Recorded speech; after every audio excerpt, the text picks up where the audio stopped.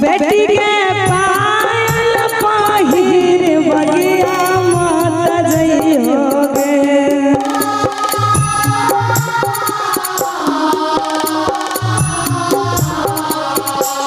बेटी के पायल पहिर बगिया मत जइहोगे। बेटी के बगिया में दुल्हा शिकार खेलत हो लगे। बेटी के बगिया में दुल्हा शिकार खेलत हो लगे।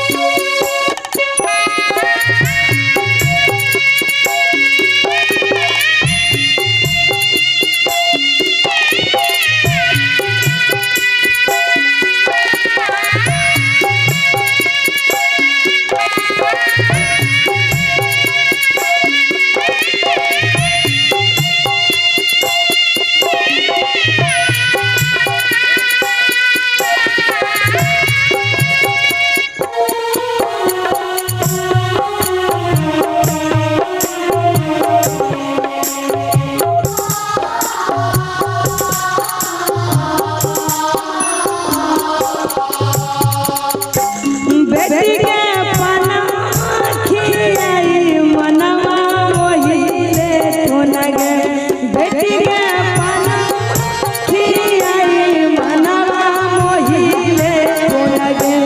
बेटी के गाड़ी में बैठा के लेके चल जई तो लगे। बेटी के गाड़ी में बैठा के लेके चल जई तो लगे।